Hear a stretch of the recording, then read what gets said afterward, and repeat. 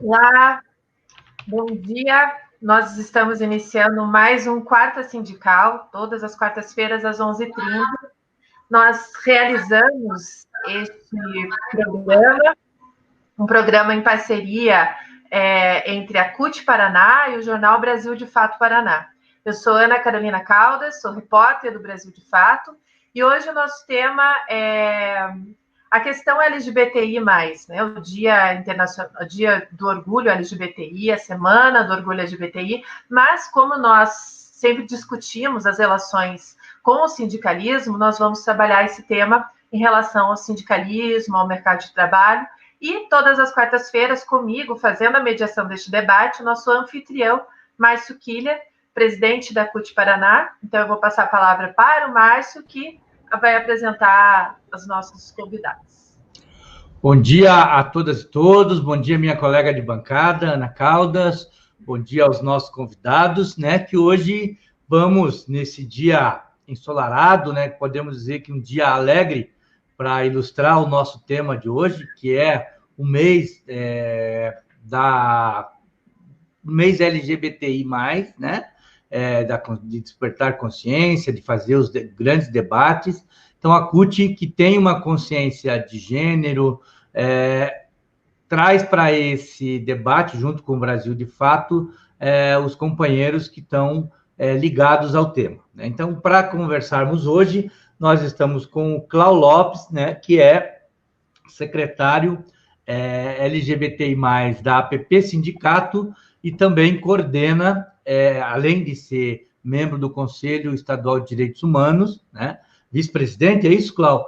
E também do coletivo LGBTI+, da CUT Paraná. E também, para dividir o programa conosco, a companheira Renata Borges, né, liderança do movimento LGBTI+, né, que tem sempre aí nos eventos, nas paradas, a gente sempre se encontra, né, quando a CUT vai fazer a representação, a Renata está sempre conosco, o Cláudio também, nessas paradas. Então, hoje vamos fazer essa discussão para entender, para levar para mais pessoas, para o mundo sindical, um pouco dessa discussão, para que a gente saiba um pouco mais e possa romper algumas barreiras que ainda existem e são muito grandes dentro do tema, principalmente, e também dentro do mundo sindical. A CUT, há muito tempo, organiza a questão de gênero e está fazendo debates e construindo uma consciência de gênero para que a gente possa poder estar inserido como um todo. Afinal de contas, na vida não precisa ser para sentir. Então, Ana, com você, para a gente iniciar mais um Quarta Sindical. E você que está em casa, se puder, compartilhe, curta, divulgue o nosso Quarta Sindical. Já é o nosso 6º programa, estamos engajando. E vamos lá, Ana. Pessoal, então, mais porque a gente quer aprender e ouvir com quem veio aqui debater com a gente, né? Antes do programa, a gente já estava aqui aprendendo algumas questões que eu vou pedir que os nossos convidados, inclusive, falem a respeito disso, né? Então, eu gostaria que vocês começassem falando sobre o Dia Internacional do Orgulho LGBTI+, inclusive contar o significado dele. E eu acho que cada década ou cada ano ele representa uma luta, né? Não é só dia de comemoração, né? Não é só semana de comemoração, mas também de lutas, né? A gente tem retrocessos e avanços, a gente vem acompanhando, mas nada melhor do que ouvir vocês para fazer essa análise. Então, a gente vai começar com essas considerações iniciais sobre a data mesmo, para depois a gente entrar em outras questões. Então, eu vou passar primeiro para o Cláudio, e depois que o Cláudio terminar, a Renata já entra. Cláudio. Bom dia a todos, né? Bom dia a todas, a todos. Eu agradeço aí a CUT Paraná, né? Que estamos aqui transmitindo também pelo Brasil de Fato, né?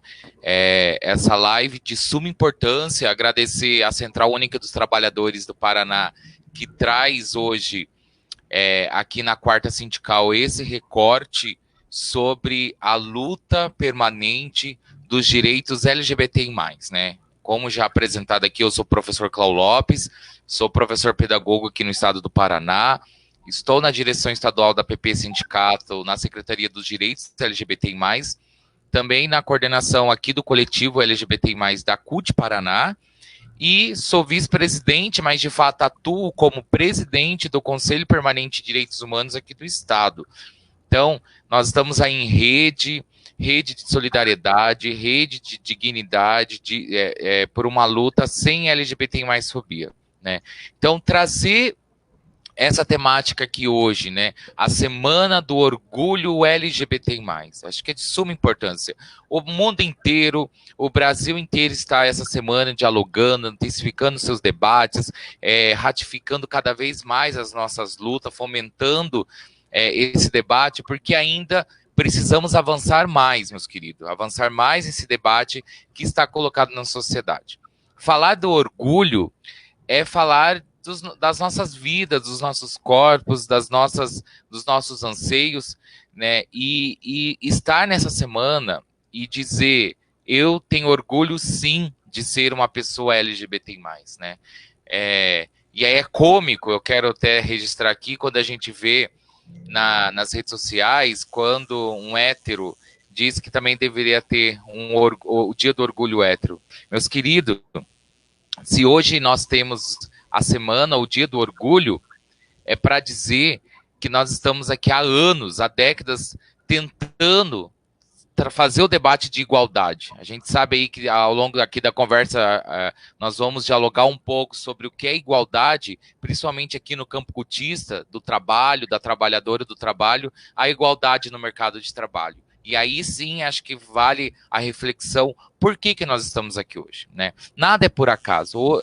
Essa semana vai completar aí 50 anos de luta da revolta de Stonewall, que é o marco na nossa história mundial, o marco da nossa vivência enquanto sujeitos. E eu fico muito feliz aqui de ter na live uma mulher travesti, que depois a companheira Renata vai dialogar um pouco, mas eu travo essa história em Nova York, que começou a revolução, a revolta ali contra os policiais que agrediam a nossa comunidade LGBT+, principalmente as nossas meninas travestis e transexuais, e principalmente as mulheres travestis negras, né?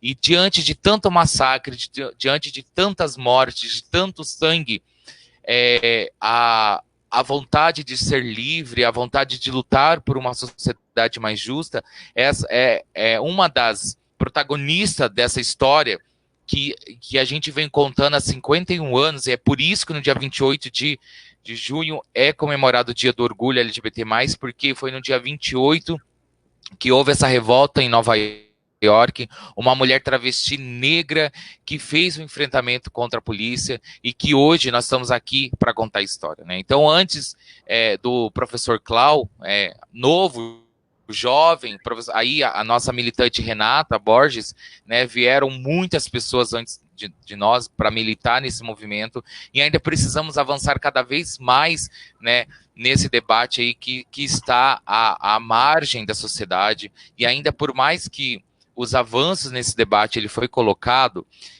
ainda precisamos avançar mais nisso, né? Eu acho que só trouxe aí, neste primeiro momento, a introdução, porque o 28 de junho, o Dia do Orgulho LGBT+, mas aí em seguida eu gostaria de entrar, eu acho que dá para passar para a companheira Renata, trazer o recorte do orgulho, e aí eu inicio depois com outro recorte referente à questão do trabalho, enfim, de outras coisas assim. Beleza. Renata.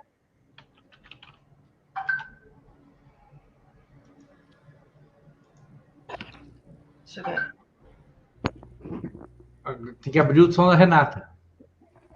Peraí, Renata, você está sem som. Deixa a gente abrir aqui o som. E aí? Então abre. Pronto. Ai, que delícia! As travestis adentraram o Brasil de fato, a CUT, tá, querida. Gente, uma grande honra falar do movimento travestis e transexuais. Eu me defino como uma mulher travesti, porque somente uma travesti tem essa resistência, essa luta, né, contra esse sistema capitalista, esse sistema que diz que o preço de uma mulher trans na esquina muitas vezes é R$ 50 e no interior é R$ 20. Enquanto existir, gente, a Dayana, enquanto existir esse sistema capital que objetifica nossos corpos e corpos, né, a gente vai estar lutando e resistindo. O Clau, ele fez uma abertura muito bem demarcante, falando um pouquinho do movimento estadual, e sempre fomos nós, as travestis transexuais, que demos o pontapé no movimento, e fomos nós que fomos silenciados durante muito tempo, né? A luta travesti é uma luta bem grande, é uma luta ampla, ela é uma luta para sair da expectativa de vida de 35 anos, pela incorporação do mercado de trabalho, o reconhecimento, não pela nossa genitália, mas sim pelo nosso gênero, qual nós nos identificamos como mulheres, e eu não posso deixar de falar das pessoas não binárias, e não posso deixar de não falar dos meus homens trans, meus irmãos que estão aí na luta, mas a nossa luta, ela é ampla, né? Então, por exemplo, assim, a luta transexual, ela tem que existir. Eu acho que Marx, de repente, na Semana do Orgulho LGBT, está se removendo, porque além de debatermos a luta de classe dos nossos companheiros que estão aí na operário, que estão aí trabalhando, a gente também tem que debater na pauta intersexual a pauta da luta de gênero. E aí, na luta de gênero, a gente tem que falar, sim, das mulheres trans, porque ainda dentro do movimento feminista, nós não somos nem reconhecidas, né? E nós, mulheres trans, nós lutamos pelo quê? Uma qualidade de vida, por ter emprego. Então, quando a gente fala do orgulho LGBT, eu tenho orgulho. Eu tenho orgulho de ter 37 anos, eu tenho orgulho de estar empregada, eu tenho orgulho de ter acessado uma universidade federal, eu tenho orgulho de mobilizar minhas irmãs, e de abraçar minhas companheiras, que a grande maioria são putas e prostitutas, 92%, porque não existe política de inclusão, né? E aí a gente tem que debater a questão da prostituição, porque a prostituição também não é errada, porque, segundo o Código Brasileiro, ela é legalizada, mas a gente não ampara. Nessa luta de classe, a gente tem que, assim, amparar. O orgulho LGBT, ele é real, nós temos orgulho de andar na rua, mesmo levando chacotas, né, Cláudio? Somente um gay sabe o que é ser chamado de viadinho, de viadão, se for grande, e uma travesti sabe quanto é estar andando na rua e parar um carro e perguntar quanto que é que a gente cobra. Né? Então, a nossa luta, ela é ampla. Mas com você que está aí do outro lado, que está assistindo o Brasil de Fato, está assistindo a CUT, eu creio que vai existir uma amanhã melhor. Enquanto existir Márcio Killer, que cede esses espaços para a gente, enquanto existir a Ana Carolina, que cede esses espaços, né, pessoas heteronormativas, cisgêneros, que dão esses espaços, a luta ela vai se tornar, sim, uma realidade. E aí tudo que eu luto, tudo que eu prego, que é a inclusão, ela vai acontecer. Muito bem. Eu queria abordar um pouco, Cláudio, essa questão para nós no mundo do trabalho. Né? A gente sabe a dificuldade que se tem no mundo do trabalho, a começar pela diferença de salário entre homens e mulheres, né? Então, quando a gente parte para a questão LGBTIQ e a afirmação, a gente encontra muito mais dificuldade, né?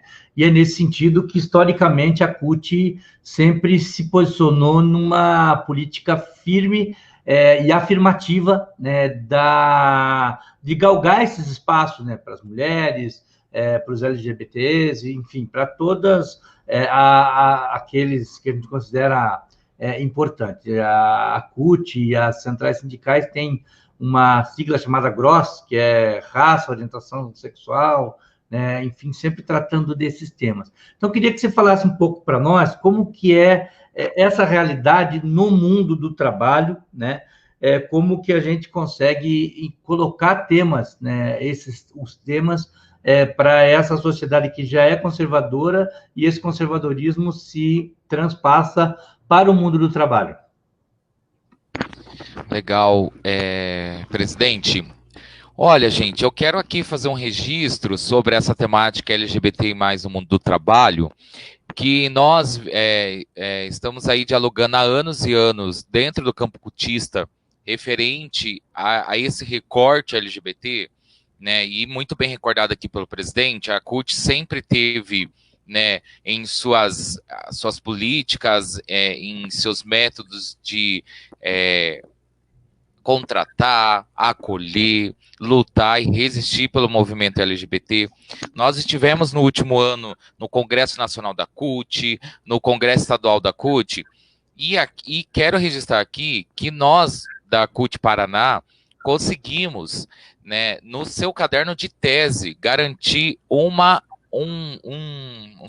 tema, né, um tema do LGBT no mundo do trabalho. Isso é inédito. Nós conseguimos no Congresso Nacional, né, encaixar uma emenda que falasse do nosso movimento, que falasse das nossas políticas, que falasse sobre a importância da comunidade LGBT+ dentro do trabalho, né? Enquanto sindicato trabalhista, sindicato dos trabalhadores e trabalhadoras, né, nós conseguimos, em âmbito nacional, ter essa emenda na nossa tese, e no Paraná nós somos, né, acho que depois dá para me verificar, mas eu avalio que foi o primeiro estado aí que conseguiu já também aprovar uma emenda LGBT por unânime. Foi um rico debate que fizemos aqui no estado, né, no nosso Congresso Estadual. Então, para poder cada vez mais afirmar que na nossas bases cutistas é preciso sim ter um olhar para a nossa população que está aí à margem. Quando a companheira Renata traz aqui que hoje ela é uma mulher empregada, na fala dela, a gente já percebe que ela é uma mulher travesti privilegiada de estar no mercado de trabalho. Porque 99% dessa população não está no mercado de trabalho, né? Não está colocado. E eu faço aqui uma reflexão. Vocês aí, dirigentes dos seus sindicatos, das bases cotistas, tem a população LGBT+ dentro dos nossos sindicatos? Por que não tem? É preciso refletir isso, né? Esse debate eu também faço dentro da PP Sindicato, que é, de fato, o maior sindicato aqui do estado. Se nos seus núcleos sindicais nós temos LGBTs, como acolher os LGBTs, porque nós estamos falando aqui, não é só de sujeito, mas de qualidade de emprego também, né? Por que nós não somos capazes? Eu, quanto homem gay, sou privilegiado de ter um curso superior, sou privilegiado de ter uma pós-graduação, de ter estudado numa universidade pública, de ter um emprego, entendeu? E um monte das manas que não tem.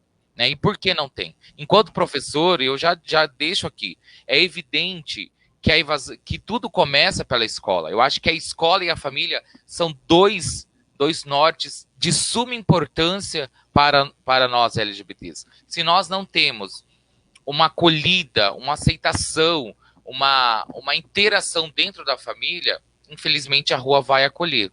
Só que a rua vai acolher da pior forma possível.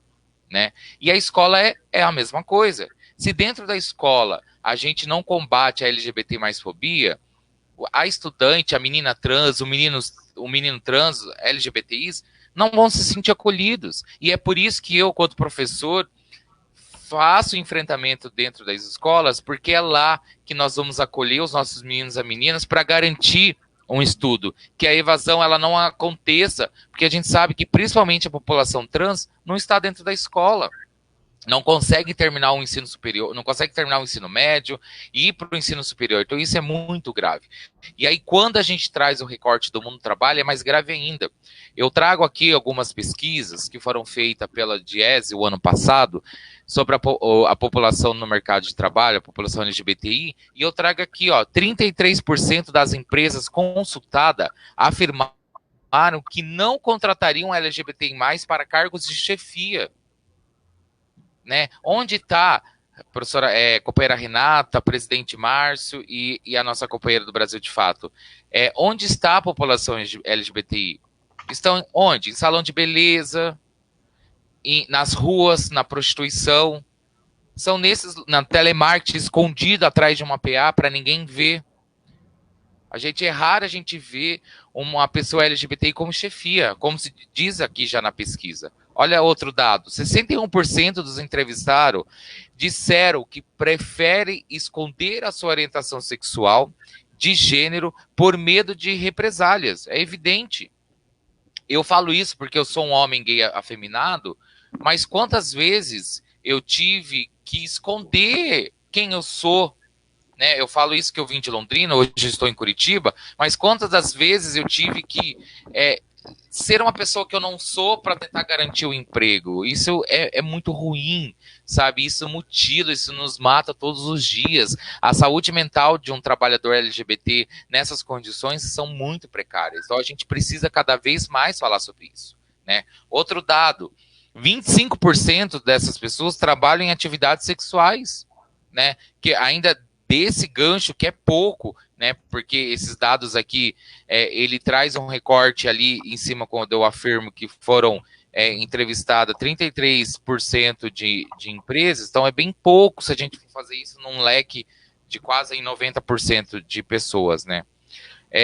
15% tem como não tem como empregados domésticos dentro de casa, né?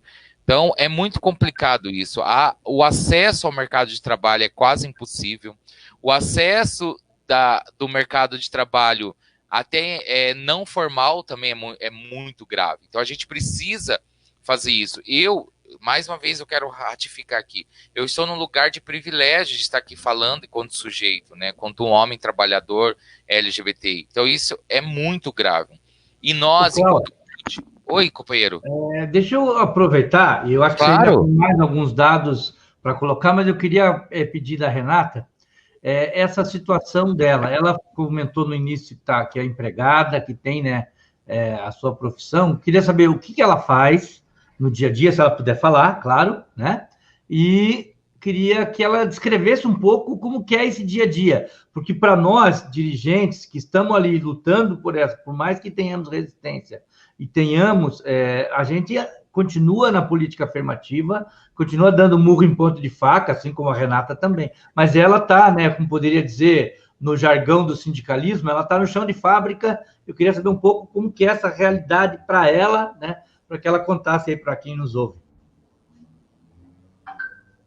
Renata? Som. Olá, mais uma vez, obrigado pessoal do Brasil de Fato, pessoal da CUT por esse espaço. Bem, eu tenho que pensar que eu tenho os privilégios. Eu nasci, meu pai era bancário, então eu cresci dentro dos movimentos populares, tive alguns acessos, tive acesso a psicólogos, mas o que eu vou falar para vocês é que eu não consigo emprego em Apucarana, por ser uma cidade ainda pequena e não se discutir essa questão. Então, a gente faz a rotação, a gente vem para Londrina. Mas, por exemplo, assim, a pauta da empregabilidade, ela é muito difícil em todos os segmentos, porque as meninas ainda são rotuladas ao mercado sexual, né? O fato de vocês, da imprensa, me darem esse espaço para debater na Semana do Orgulho LGBT, que ainda, como o Cláudio falou, 92% das meninas estão em via de prostituição. Nós não temos a evasão escolar, nós temos a expulsão escolar. Então, a minha população não tem a quinta série, muitas vezes não tem ensino fundamental, quem dirá ensino médio, né? Então, como essas meninas elas vão concorrer com a questão da empregabilidade se elas não têm função? Hoje eu estou como consultora de uma marca maravilhosa que, quando a gente também pensa em empregabilidade, a gente tem que ter uma empresa que tenha afinidade com a pauta. Então, por exemplo, assim, uma empresa que não tem mão de obra escrava, é uma empresa nacional, né, é uma franquia do segmento calçadista, é a Jorge Bischoff, né, mas eu sou a única transexual da empresa, né, transexual das 80 franquias. Será que, de repente, só existia a Renata que queira trabalhar no Brasil?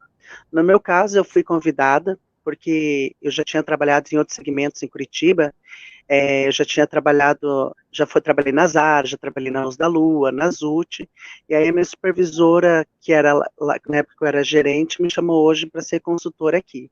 Eu topei. Só que para mim trabalhar, Márcio, são 140 quilômetros de idas e voltas, são praticamente 8 transportes coletivos, o coletivo, para mim vir trabalhar. E aí, hoje, eu não sofro por ser uma mulher trans, mas por ser uma trabalhadora. Aí eu encontro um sistema de transporte coletivo sucateado, eu encontro falta de higienização nos ônibus, né, falta de álcool em gel, a gente vê o não comprometimento dos horários, do itinerário das empresas, e isso pode acarretar na minha demissão. Entendeu? Pra gente, eu consegui um emprego por ser travesti e corre um risco de eu ser mandado embora por causa do comprometimento das do transporte coletivo com os trabalhadores, né? Mas, assim, o período que às vezes a gente anda na rua, se a gente estiver andando sozinha, aí um cara percebe que nós somos transexuais, travesti, aí ele pergunta quanto cobra. Eu quero agradecer algumas pessoas que estavam assistindo a live, a Poliana, que organiza a Parada LGBT de Londrina, uma grande companheira, meu companheiro também, meu marido que estava assistindo, mas a gente é objetificada. Eu estou trabalhando no varejo, então a gente trabalha por comissão, né? Uhum. Mas o que eu posso dizer é que nem sempre as empresas estão preparadas com a diversidade. E quando fala de diversidade, eles acham que é apenas o gay branco, padrão. E aí não se contrata nem a sapatona gorda, nem a sapatona negra, nem a bicha preta e nem a travesti. De forma errado, né? A gente Deu uma travada ali no... deu uma travada e travou. Ana? Pode concluir, Renata. Pode concluir. Então, concluindo, a gente tem que fazer o quê, gente? A gente tem que discutir as pautas, porque não é justo que somente a minha população queira ser 92% das prostitutas. A gente tem que debater também onde é que está o Conselho Tutelar e o ECA, que não ampara as meninas em via de prostituição, porque as grandes maiorias, elas são expulsas de casa com 12 anos e encontram na prostituição o seu respaldo como alimento de trabalho. Então, por que o Estatuto, o Conselho Tutelar, não vai amparar essas meninas que estão caindo na prostituição cedo? Por que existe a omissão do Estado? Por que existe, por exemplo, o capital, ele diz que o meu corpo ele tem que ser prostituído, né? Por que o capital diz que eu tenho que fazer intervenção cirúrgicas para me viver como um produto e não tenho que envelhecer? Então, a gente tem que realmente rever todas essas situações e sabe, Márcio, que eu fico triste. Eu sempre estou nos movimentos sociais, junto com todos os sindicatos, mas a minha população não é chamada nem para ser copeira nos sindicatos, nem para ser faxineira. Então, essas lutas que estavam acontecendo do racismo, para mim, não tem como discutir o racismo se a gente não discutir os privilégios cisgênero, né? Porque mesmo sendo negro, as pessoas ainda como negra, elas são cis, e como cis eles têm privilégio. A gente tem que discutir o quê, gente? A gente tem que ser o quê? A gente tem que discutir a negritude junto com a cisgeneridade e perguntar para os sindicatos, já que eles estão aí do outro lado, eles podem não apoiar, contrate uma travesti para fazer faxina, contrate uma travesti para ser copeira ou qualquer outra coisa. Em Curitiba tem meninas que acabaram envelhecendo, e essas meninas que envelheceram, elas já não podem viver mais da prostituição, e nossa comunidade trans está entrando no colapso. Entendeu? Então, assim, de repente, quem puder, que está assistindo, eu tenho contato com meninas trans de todo o Brasil. Se de repente vocês querem contratar uma trans para fazer faxina, se vocês querem dar oportunidade, por favor, me procure, porque a gente está, assim, capengando. Nós, do movimento LGBT, nós somos as miseráveis, nós somos as decadentes, nós somos as escórias, e todos os dias a sociedade faz nos sentirmos assim, né? Eu, no interior, estou discutindo ainda as meninas, Márcio, Clau, Ana, as meninas aqui não têm documento básico, elas só têm certidão de nascimento, e essas meninas, quando caem no sistema prisional, elas são violentadas dentro da cadeia, entendeu? E aí não chega preservativo. A gente tem que decidir a pauta trans com toda a complexibilidade, sabe? A gente tem que ter o olhar da compaixão, para quem é da Umbanda, que tenha seus orixás, que compadeça com a gente, quem é cristão, que Jesus pregou amor. Então olhe para os nossos corpos, porque a nossa população está pedindo ajuda, nós estamos decadentes dentro do próprio movimento. Renata, Clau, primeiro agradecer ao Clau pelos dados que você trouxe. Eu vou fazer a nossa última pergunta, o nosso último bloco de perguntas. Se o Clau quiser continuar até finalizar, os dados são importantíssimos, né? Porque a gente precisa compreender a conjuntura do mercado de trabalho. E Renata, muito importante, né? Esse seu recado. Eu acho que os sindicatos que nos ouvem, né, precisam olhar para dentro ali das suas organizações para verificar como tem recebido, né, a população LGBTI, se eles estão empregados nos sindicatos, como é que é a participação, né? Inclusive, a gente trouxe essa pauta para vocês trazerem essas questões mesmo que sejam difíceis de escutar às vezes, né? Ei, Ana. Oi, fala, Renata. Isso que você falou é basicamente a transfobia estrutural. É difícil você lutar contra a transfobia se ela já está no sistema, né? E aí o sindicato, eles têm as pautas orgânicas, né? A gente tem que pensar que todos os avanços que, como cidadã na construção de uma cidade, de uma democracia, graças a Deus, conseguiram enquanto sindicatos, né? Mas ainda a gente tem que destruir a transfobia estrutural, a homofobia estrutural. A presença do CLAU dentro da PP Sindicato é de suma importância, né? Desconstruir toda essa heteronormatividade. Então, para a gente é um grande prazer. Mas, assim, só os dados que depois passam para o CLAU. Então, nós temos 92% da população de travestis transexuais em via de prostituição, mais de 80% das mortes das meninas trans acontece na rua, onde elas chamam de local de trabalho.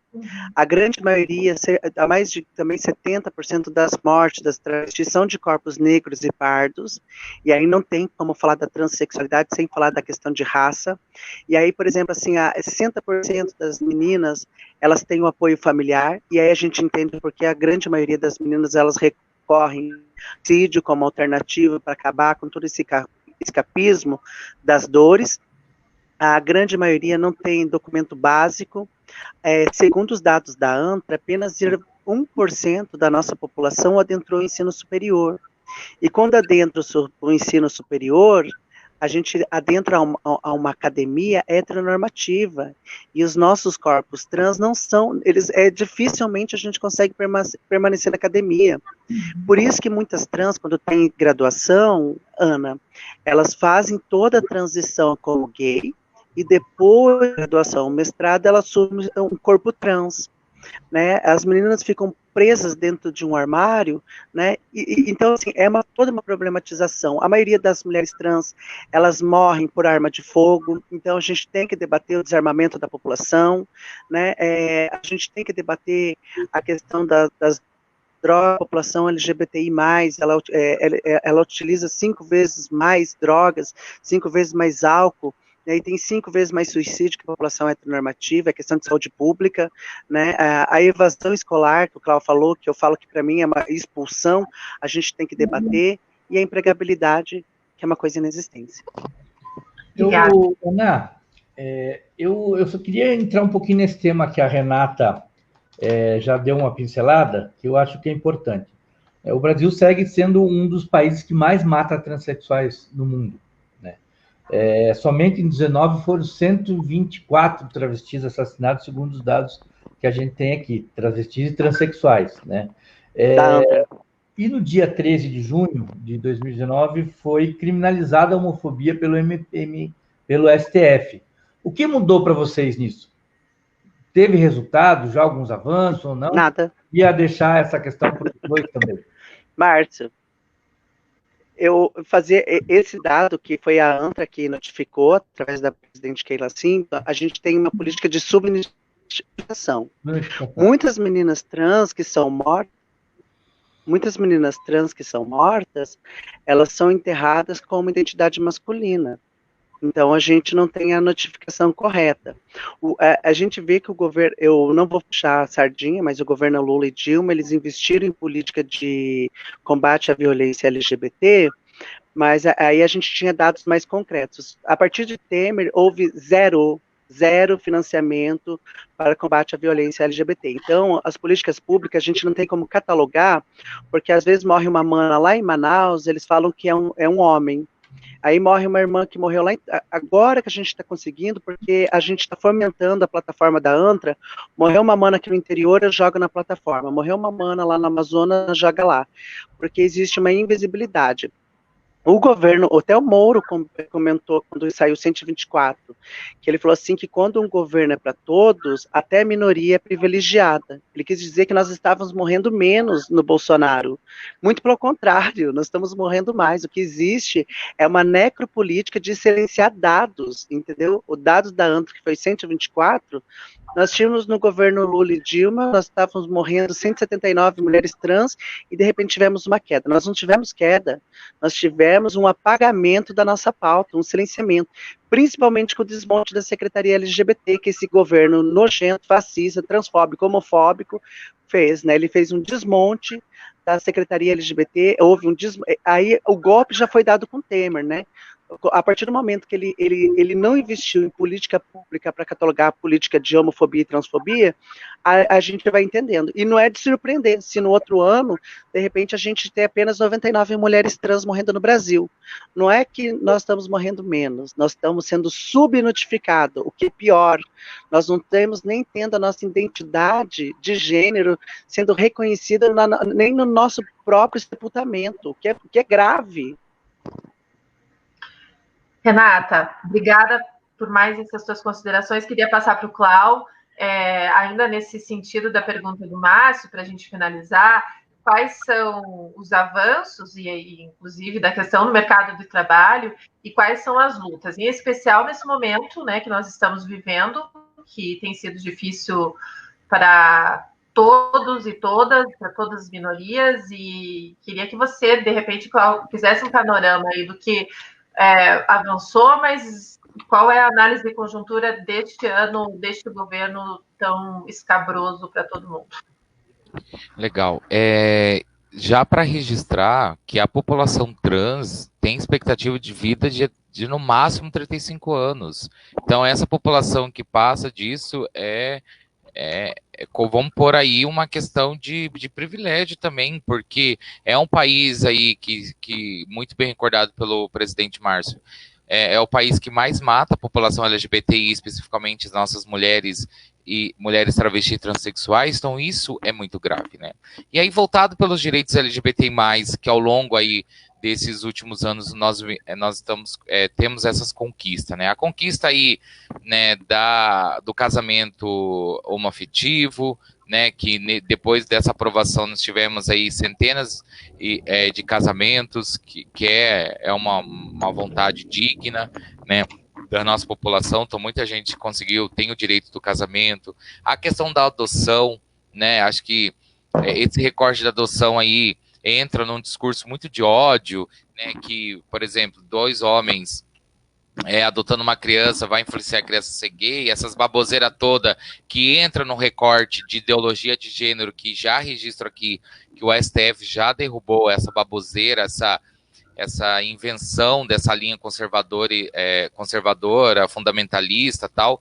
Então, é muito, muito grave. Então, a STF tira essa questão da ideologia de gênero, então tá superado. Escola sem partido, já derrubamos.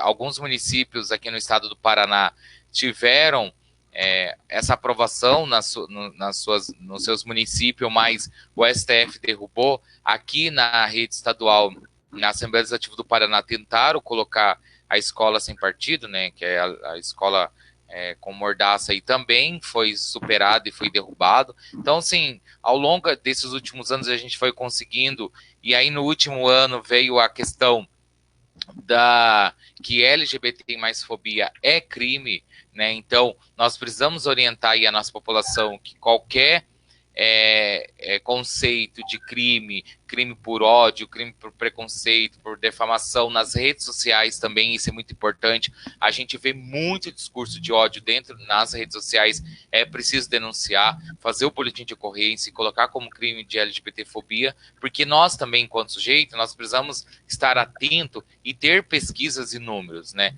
Se no último ano teve LGBTfobia, se é crime, se está sendo acompanhado, se esse crime está sendo julgado, porque a gente precisa estar atento sobre isso, né? E aqui no último ano, esse ano nós tivemos a questão, né, há mais de 30 anos aí, infelizmente, a população LGBT era vetada de doar sangue. Isso é um cúmulo do cúmulo, o grotesco da situação, né, de tantos anos, e aí a gente conseguiu garantir que nós, da população LGBT, façamos a doação de sangue, e aí tivemos algumas dificuldades em alguns estados, e agora, de fato, até foi na última semana que agora nós conseguimos nessas liberações. Veja, até amigos e amigas que foram, né, doar sangue essa última semana e postaram. É um orgulho de saber que agora nós temos mais essa dignidade, né, que é uma dignidade humana, e a gente precisa e aí compreender, né? Além disso, gente, mesmo com esses avanços todos, eu quero aqui fazer um alerta, e fiz no Congresso Estadual da CUT, que estavam ali inúmeros dirigentes de todos os sindicatos cutistas aqui do Paraná. Faço um alerta e um pedido, e até mesmo um apelo. A companheira Renata trouxe aqui: vamos contratar o nosso povo LGBT, né? Vamos pôr na linha de frente as nossas meninas e meninos trans, né? Porque nós não queremos. O avanço do mundo do trabalho, Ana, ainda está muito devagar. E eu não quero ver os meus amigos LGBTs escondidos dentro de um barracão, na frente de um computador, que aí a pessoa, o trabalho que ela faz é distante, que a pessoa só vai escutar. A gente quer ver a travesti babadeira dando close no balcão. Eu quero ver a travesti babadeira batendo cabelo como chefia de uma loja. Entendeu? Eu quero ver o gay afeminado preto liderando uma empresa. Entendeu? A gente não vê essas pessoas liderando. E para que isso aconteça, a gente tem que fazer no nosso campo, no campo dos sindicatos, nos campos das nossas confederações, porque assim, a partir daí, as pessoas vão ver o nosso povo, né, sendo acolhido, nosso povo na frente. E assim, eu quero dizer aqui também a qualidade do trabalho. Não é porque nós somos LGBTs que a gente não tem qualidade de trabalho. Pelo contrário, nós nascemos já com preconceito, nós nascemos já com toda essa dificuldade, e a vida nos ensina a lutar desde cedo. A vida nos ensina a lutar. Então, eu garanto para vocês que a qualidade de emprego, ela é importante. Então, nós precisamos estar dar essa visibilidade aí para o nosso movimento dentro do nosso sindicato. Eu cobro isso da PP Sindicato, sempre cobrei. Nós temos aí 29 núcleos sindicais, né? Se tivesse aí 5 travestis nos núcleos espalhados aí, eu tenho certeza que a gente conseguiria cada vez mais ampliar esses debates. É isso. Muito bem. Opa, acho que voltamos aqui, Lucas. Opa. Merchan Brasil de Fato, coisa boa. Então, a gente já está chegando ao final do programa. A gente sempre fala que são temas que merecem vários e vários programas, várias e várias horas. A gente agradece desde já a audiência, muita gente participando. Depois eu convido Clau e Renata para responderem os comentários, tanto ali na live do Brasil de Fato, na página do Brasil de Fato, como na página da CUT Paraná. Eu queria que nessas considerações finais vocês ainda elencassem o que for necessário, né, o que não foi dito, e também se tiver algo para falar em relação à semana aí, né, se tiver alguma programação, enfim, que vocês não incluíram na fala de vocês. Eu vou passar para a Renata e depois o Clau finaliza. Renata. Bem, o traviarcado, ele existe, ele resiste a esse sistema. Bolsonaro é apenas uma pedra que está no nosso sapato, e como nós usamos um bom salto alto, nós tiramos ele do nosso caminho, né? A desconstrução do preconceito, ele é necessário, né? Nós temos que desconstruir todos os preconceitos, e nós temos que pensar que nem toda travesti ela quer ser puta, e nem toda puta quer ser tirada da rua. A gente tem que fazer políticas afirmativas e incorporar. Nós temos que ter isso, a educação, o acesso. A Constituição fala que nós temos que ter acesso à saúde, à cultura, mas isso não existe. Nós temos que pensar no olhar de cidades seguras para LGBTs. Nós temos que adentrar a todos os espaços e acreditar que a mobilidade, ela existe, né? Num ponto de prostituição, por exemplo, onde as meninas trabalham aí na Getúlio Vargas, todas as meninas que estão assistindo também, precisam de segurança para desenvolver o trabalho dela, que está ali no trabalho. Precisa de iluminação, precisa de segurança, que vai desenvolver. Nós temos que tirar essa instituição, ela não é trabalho, porque ela é também, mas nós temos que pensar que existem meninas trans querendo ser CLT. nós também queremos adentrar, ser professoras, nós queremos ser juízes, nós também queremos dar nosso bom close, né, Cláudia, como você disse. Então, esse espaço que vocês deram para a população LGBT, para mim foi uma grande honra. Poder falar da minha população travesti, transexual, pessoas não binárias e homens trans, foi gratificante. Márcio Killer, a gente vai se encontrar por aí, nas manifestações da vida, quando ela está usando máscara e está usando álcool em gel, né? E Ana Carolina, foi um grande prazer. Clau, antes de passar a palavra para você, obrigada, Renata. Vou ler só um comentário, são vários comentários, mas eu vou ler aqui a Sueli Adriano dizendo que importante a fala da Renata sobre as entidades sindicais, pois precisamos combater o preconceito, inclusive por dentro dessas entidades. Boa dica para que as entidades sindicais contratem os LGBTIs. E outros comentários dizendo que essa live está ótima, que a contribuição de vocês está sendo muito valiosa. Então, Cláudia, eu passo a palavra para você finalizar o nosso programa. Ana, então, na verdade, eu vou finalizar aqui com informes, né? Eu estou na coordenação do coletivo LGBTI+, da CUT, e aí esta semana nós temos aí a CUT Nacional, a CUT Paraná aqui, todas as CUTs, estamos todos engajados em várias atividades referente à Semana do Orgulho LGBT. Então, nós temos uma página oficial que é o Conselho Popular Nacional LGBTI, que lá vai ter todas as atrações, já iniciou desde segunda-feira, tem lives, atividades. Então, a programação está, eu acho que vai para o site da CUT, eu já passei para o Gibran, para ele passar lá todo esse cronograma de atividades, que nós temos lá vários debates com várias sociedades civis, movimentos sociais, a CUT, a CNTE também, que nos representa enquanto sindicatos, estará fazendo esses debates referente a essa temática. Então é importante, quem tem interesse de conhecer mais, aprofundar mais sobre o tema, então tem toda essa programação aí para a gente ir participando até domingo, que é o dia 28, dia do orgulho, tá?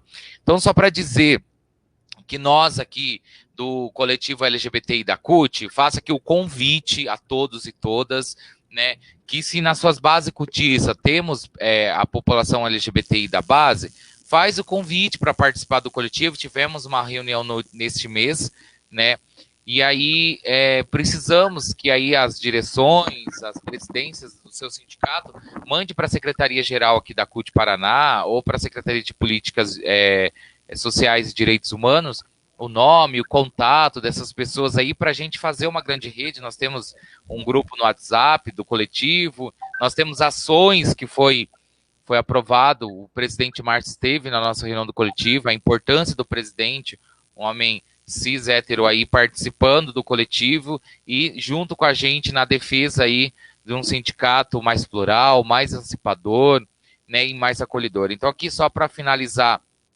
quero agradecer mais uma vez, Brasil de Fato, a CUT Paraná, o presidente Márcio, a Ana, a Carol, a Ana Carol, a Renata, que esteve aqui. Eu gosto muito quando tem uma mulher travesti, um homem trans, que traz esse recorte, e eu vejo o interesse das pessoas ouvir, e é o que eu disse na minha fala anteriormente. Nós precisamos pôr essa população à frente dos nossos sindicatos aí, ajudando alguma assessoria na coordenação, para a população da nossa base ver, entender e aproximar mais a nossa população, para a gente ir ganhando espaço, que é de direito nosso, né? Nós não queremos estar só nas ruas, né, à margem, no desemprego. A gente também tem dignidade e quer estar aí juntos, né, uma presidência de um sindicato. Enfim, nós tivemos uma mulher lésbica na última gestão, que foi a companheira Regina, né, e é de suma importância, nos representa enquanto pessoa, enquanto sujeito, então precisamos estar aí.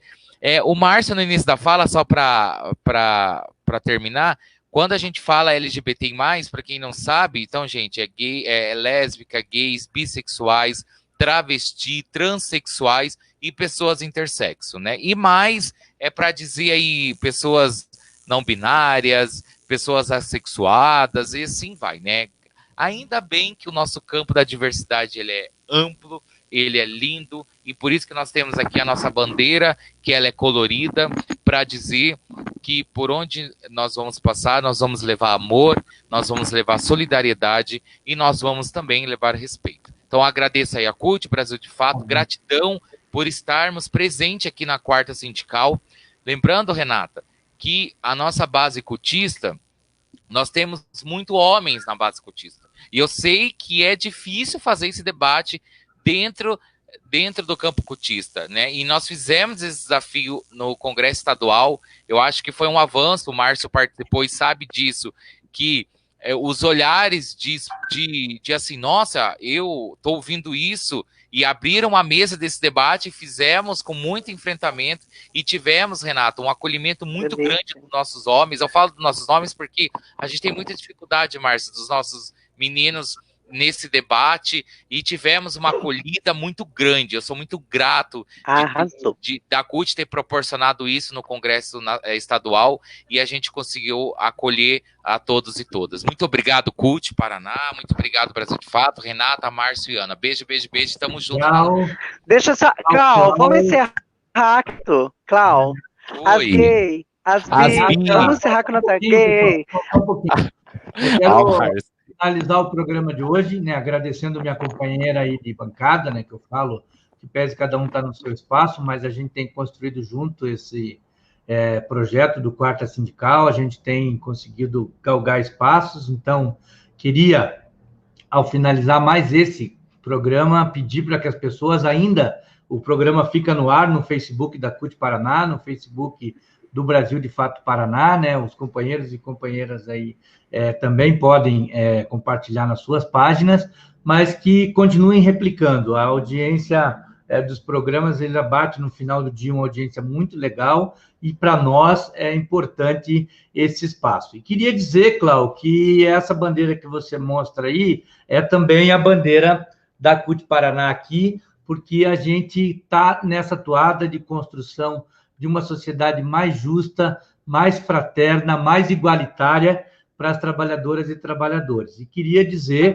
né, que, nesse sentido, nós vamos dar o maior espaço, aonde a gente puder, nós vamos ser parceiros nas lutas, nas reivindicações, nas manifestações, né? E queria encerrar esse programa fazendo aqui uma homenagem póstuma a um grande companheiro nosso, que nos deixou há pouco tempo, que foi o companheiro Márcio Marins, né? E esteja conosco presente. Então, me despeço do Quarta Sindical, convido vocês a compartilharem e a estarem conosco no Quarta Sindical da semana que vem, saudando aí Márcio Marins presente. Márcio Marins presente. Um abraço. Tchau, tchau, gente. Tchau, beijo. As gay, as bi, as travas usadas para fazer revolução.